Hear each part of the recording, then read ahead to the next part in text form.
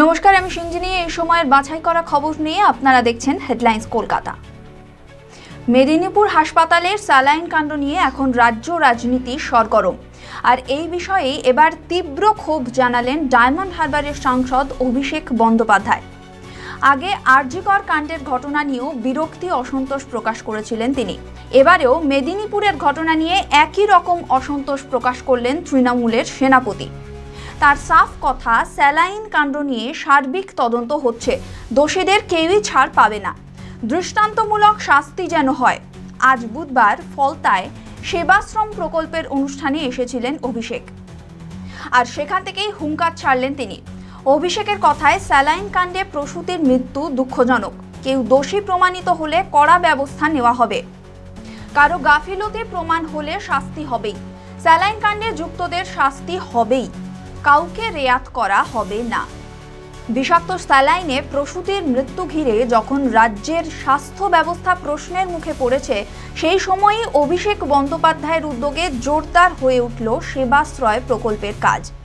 Diamond হারবারে তার সংসদীয় এলাকায় চলছে স্বাস্থ্য শিবির। দূর দূরান্ত থেকে স্বাস্থ্য পরীক্ষা করাতে সেখানে আসছেন মানুষজন। অভিষেক বন্দ্যোপাধ্যায়ের এই উদ্যোগ কি রাজ্যের স্বাস্থ্য ব্যবস্থার সমান্তরাল কোনো ব্যবস্থা? কোনো মহল এমন প্রশ্নও করছে। বুধবার দক্ষিণ 24 পরগনার ফলতায় এমনই এক শিবিরে যোগ দিয়ে ডায়মন্ড হারবারের সাংসদ অভিষেক বন্দ্যোপাধ্যায় এই সংক্রান্ত প্রশ্নের জবাব দিলেন। তিনি স্পষ্ট জানালেন, রাজ্য সরকারের স্বাস্থ্য পরিকাঠামোর সঙ্গে তার সেবাশ্রয়ের তুলনা করা ঠিক নয়। তিনি বলেন, রাজ্যের স্বাস্থ্য ব্যবস্থা প্রশ্নের মুখে, এর সঙ্গে তিনি একমতই নন। অভিষেক এও জানান, তিনি সেবাশ্রয়ের মাধ্যমে স্বাস্থ্য পরিষেবাকে মানুষের দুয়ারে পৌঁছে দিতে চান, তবে তা কখনোই রাজ্যের স্বাস্থ্য পরিষেবার সঙ্গে তুলনা করা ঠিক নয়। তিনি জানান, গত 13 বছরে রাজ্য সরকার স্বাস্থ্য ব্যবস্থার উন্নতিতে অনেক কাজ করেছে। তৈরি হয়েছে অনেকগুলো সুপার স্পেশালিটি হসপিটাল, রয়েছে স্বাস্থ্যসাথী কার্ড, যার মাধ্যমে সাধারণ মানুষ বিনামূল্যে পরিষেবাও পাচ্ছেন। স্বাস্থ্যসাথী প্রসঙ্গে বলতে গিয়ে তৃণমূলের সেনাপতি আবারও টেনে আনলেন কেন্দ্রের আয়ুষ্মান ভারত প্রকল্পের কথাও। তার দাবি, আয়ুষ্মান ভারত প্রকল্পের সুবিধা পেতে হলে কয়েকটি বিশেষ শর্ত রয়েছে, কিন্তু স্বাস্থ্যসাথী কার্ডে নিঃশর্তে সুবিধা মিলছে। তবে আরও একটি বিষয়ে সম্প্রতি রাজ্যের শাসক দল চাপের মুখে পড়েছে। দলের মধ্যে খুন হচ্ছেন একের পর এক নেতা। অভিযোগের তীর সরাসরি দলের নেতাদের দিকেই। 2রা জানুয়ারি খুন হন তৃণমূলের জেলা সহসভাপতি মমতা বন্দ্যোপাধ্যায়ের সঙ্গে প্রথম থেকে দল করে আসা দুলাল সরকার। অভিযুক্ত হিসেবে গ্রেফতার হন তৃণমূলেরই আরেক দাপুটে নেতা নরেন্দ্রনাথ তিওয়ারি। সেই রেশ কাটতে না কাটতেই গতকাল মালদায় নৃশংসভাবে খুন হলেন তৃণমূল কর্মী হাসান শেখ। এখানেও দ্বন্দ্ব তৃণমূল বনাম তৃণমূলের। আজ তৃণমূলের গোষ্ঠীদ্বন্দ্বের কথা স্বীকার করে নিতে বাধ্য হলেন তৃণমূলের সেনাপতি এবং সর্বভারতীয় সাধারণ সম্পাদক অভিষেক বন্দ্যোপাধ্যায়। তার যুক্তি, দল বড় হলে কোন্দল স্বাভাবিক ঘটনা, কিন্তু দলীয় শৃঙ্খলা সকলকে মেনে চলতে হবে। অভিষেকের কথায়, দলের ঊর্ধ্বে কেউ নয়, আর কেউ নিজেকে কেউ কেটা ভাবলে দলও তার বিরুদ্ধে ব্যবস্থা নিতে দেরি করবে না। তবে তৃণমূলের এই গোষ্ঠীদ্বন্দ্বের প্রশ্নকে উস্কে দিয়েই বারবার মমতা এবং অভিষেক দলের মধ্যে এই যে দুই বিভাজন, তা নিয়ে চর্চা চলতেই থাকে। আরজিকর কাণ্ডের সময় আন্দোলনকারী শিল্পীদের বয়কট নিয়ে কুণাল ঘোষ, অভিষেক বন্দ্যোপাধ্যায়, এই দুই শিবির তৈরি হয়েছিল।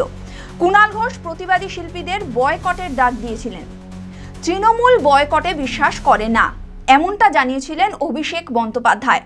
তার পাল্টা কুণাল ঘোষ বলেছিলেন, একমাত্র যদি দিদি বলেন যে তিনি কিছু ভুল বলেছেন, তবেই তিনি মেনে নেবেন যে তিনি কিছু ভুল বলেছেন।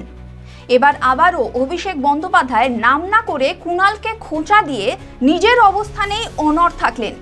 পাশাপাশি দলে তার ঘনিষ্ঠ হিসেবে পরিচিত প্রাক্তন সাংসদ তথা চিকিৎসক শান্তনু সেনকে দল থেকে সাসপেন্ড করার প্রসঙ্গে দলের সিদ্ধান্তকে মান্যতা দিলেন, কিন্তু তার সঙ্গে সঙ্গে চিকিৎসক শান্তনুর পাশেই তিনি দাঁড়িয়েছেন, এমনটাও জানালেন। ঘটনাচক্রে শান্তনুই অভিষেকের সেবাশ্রয় প্রকল্পে প্রায় 1500 চিকিৎসককে এক জায়গায় আনার নেপথ্য কারিগর। কিন্তু সাসপেন্ড হওয়া শান্তনু কিভাবে সেবাশ্রয়ে মেঘনাদের ভূমিকা নিচ্ছেন, প্রশ্ন উঠছে। তবে অভিষেকের জবাব, শান্তনু সেন একজন চিকিৎসক, তিনি কোন ক্যাম্পে থাকবেন, পাড়ায় কটা রোগী দেখবেন, সেটা তার ব্যক্তিগত বিষয়। ব্যক্তিগতভাবে তিনি আর 5টা যে কোনো কাজেই যুক্ত থাকতে পারেন। তবে তৃণমূলের সেনাপতি অভিষেক বন্দ্যোপাধ্যায় এবং মমতা বন্দ্যোপাধ্যায় তৃণমূলের নেত্রী, তাদের মধ্যে দুই দল অর্থাৎ দুটি বিভাজন আছে কি নেই সেই প্রশ্ন যেমন আমাদের মধ্যে চলে, সেই প্রশ্ন মানুষের মনের মধ্যে চলে, তার সঙ্গে তৃণমূলের গোষ্ঠী কোন্দল যেভাবে মানুষকে নাড়া দিচ্ছে, অর্থাৎ তৃণমূলের গোষ্ঠী কোন্দল যেভাবে সাধারণ মানুষকে নিরাপত্তাহীনতার মুখে ফেলে দিচ্ছে। তৃণমূলের নেতার হাতে খুন হতে হচ্ছে তৃণমূলের নেতাকে। সাধারণ মানুষের নিরাপত্তা কোথায়? সাধারণ মানুষের নিরাপত্তা বারবার প্রশ্ন চিহ্নের মুখে চলে আসছে। তৃণমূলের সর্বভারতীয় সাধারণ সম্পাদক অভিষেক বন্দ্যোপাধ্যায় এর যাই উত্তর দিন না কেন, আমাদের মনে বারবার প্রশ্ন আসছে, সাধারণ মানুষের নিরাপত্তা কোথায়? আপনার মতামত কি? আপনাদের স্বাধীন মতামত আমাদের কমেন্ট করে জানান। আমাদের কমেন্ট বক্স সবসময় আপনাদের জন্য খোলা রয়েছে। দেখতে থাকুন ক্যালকলিং টিভি।